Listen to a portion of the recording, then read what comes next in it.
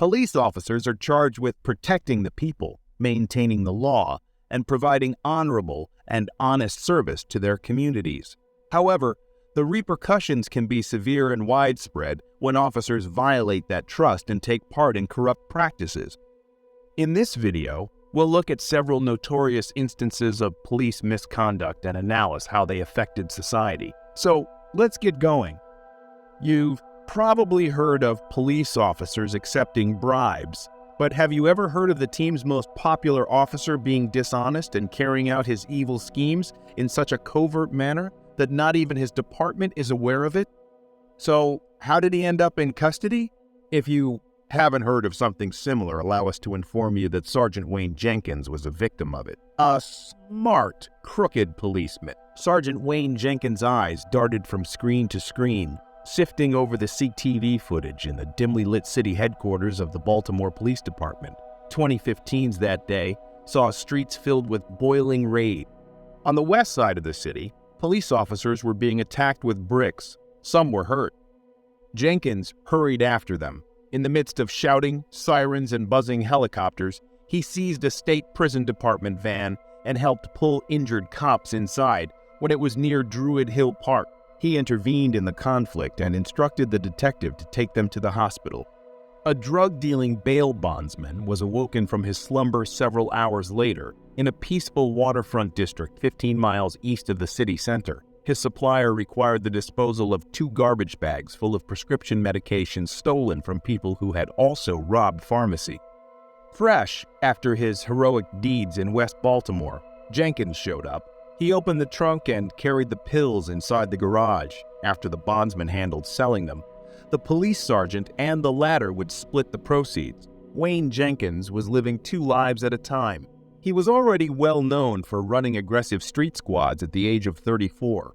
Later, he was in charge of the prestigious Gun Trace Task Force, one of the Baltimore Police Department's most effective tools for combating violent crime. He also served as the commanding officer of a team of police officers who engaged in robberies and narcotics trafficking. Jenkins and 6 members of his gun task force were charged with federal racketeering in March 2017, which shocked Baltimore. Many robberies, extortion, and overtime fraud were all allegedly committed by a group of seasoned police officers. Following the shooting death of Freddie Gray, long-standing mistrust of the police among many Baltimore residents grew. But the breadth and depth of these accusations were astounding.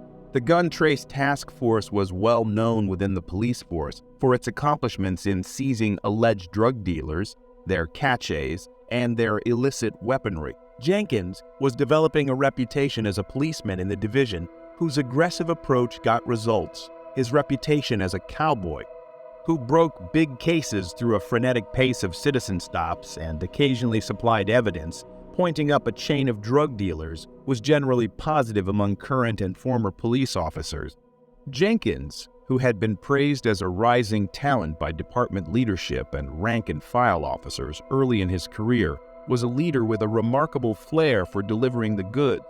For his assistance in the 2009 recovery of 41 kilograms of cocaine, worth $1 million hidden in a man's truck at the time, it was touted as the largest cocaine seizure in the division's record. This was only one of Jenkins' numerous huge seizures. Did you know that Jenkins was awarded a Bronze Star for this huge achievement? Although it may seem strange, the Baltimore Police Department did not experience any instances of a police officer receiving both praise and criticism. In the world, Wayne Jenkins and his colleagues in plainclothes lived in success and wrongdoing were not mutually exclusive. In fact, they occasionally seemed to go hand in hand. A year-long investigation by the Baltimore Sun turned up warning signs that Wayne Jenkins wasn't a reliable policeman. His supervisors and others either failed to see the warning indications or choose to ignore them.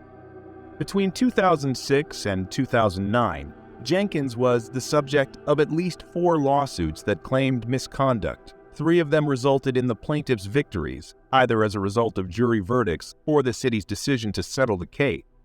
The suits, however, had no internal repercussions for the police agency. Despite the lawsuits and subsequent video evidence from the squad's body cameras, Jenkins' supervisors did not review the arrests he was making. His legal defenses regularly failed in court, despite the fact that he was removing criminal suspects off the streets. 2014 saw the delivery of a surveillance video to the state's attorney's office in Baltimore's Police Integrity Division that seemed to show Jenkins perhaps putting drugs in a suspect's car. Authorities investigated the matter and even presented evidence to a grand jury, but finally determined that there wasn't enough proof to warrant an indictment. The same video reportedly led to a rare police department disciplinary probe against Jenkins, who was accused of misbehavior internally in 2015. This information comes from a copy of the case file that the Sun reviewed.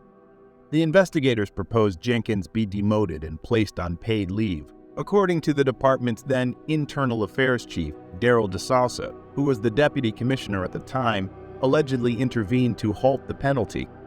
DeSouza denies remembering the encounter, despite having later served as a commissioner and currently being in jail on federal tax charges, before being named in 2016 to lead the Gun Trace Task Force, one of the most recognized plainclothes teams in the police. These allegations of misconduct were made while Jenkins was serving in a number of plainclothes units, a long time before he was appointed.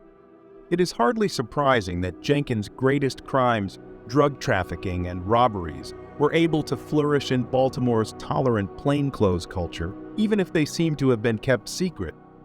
These devices regularly operated unattended. They were free to hold and release suspects, as well as develop informants. They sometimes discreetly stepped over the line from aggressive policing to violating civil rights.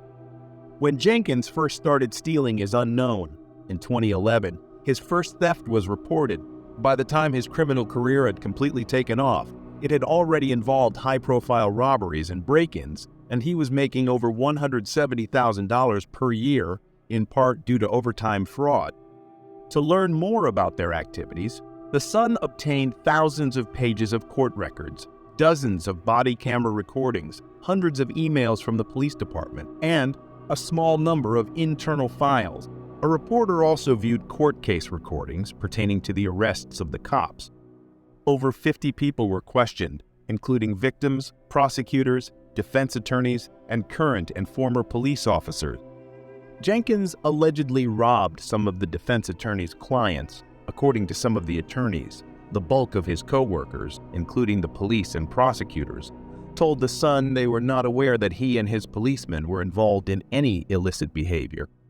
A drug associate alleged that Jenkins had been gathering narcotics off the street and profiting from their illicit sale for years before he was finally found guilty following an FBI investigation. Prior to joining the Gun Trace Task Force in 2016, some of his colleagues have also acknowledged stealing after an FBI investigation into the unit revealed the crimes committed by the GATF, Jenkins, and a number of other team members were taken into custody by federal agents. In June 2018, Jenkins was sentenced to 25 years in federal prison after entering a guilty plea to charges of racketeering, robbery, and record-keeping fraud. Corrupt police officers damage the reputation of their fellow officers who obey the law and honorably and devotedly serve their communities. They damage the reputation of the entire police force and make it harder for honorable officers to carry out their duties efficiently. The integrity of the judiciary and law enforcement is threatened by corruption, an immoral and unlawful practice. In addition to breaking the law, corrupt police officers damage the public's faith by taking bribes, covering up crimes, or employing excessive force. Furthermore, dishonest police officers can cause harm to innocent people by infringing on their civil rights, making false arrests, and acting abusively. This can result in erroneous convictions, the demise of the rule of law, and a loss of confidence on the part of the general people in the competence of the legal system to uphold their rights and interests. Public safety is compromised, and the rule of law is weakened by corrupt police officers. They undermine public trust in the police and foster an atmosphere of impunity where criminals feel free to act without consequence because they know that some police officers can be purchased or intimidated. What conclusions have you drawn from Jenkins' tale? Do you have any additional examples of dishonest police officers who were punished? If so, please tell us in the comments section.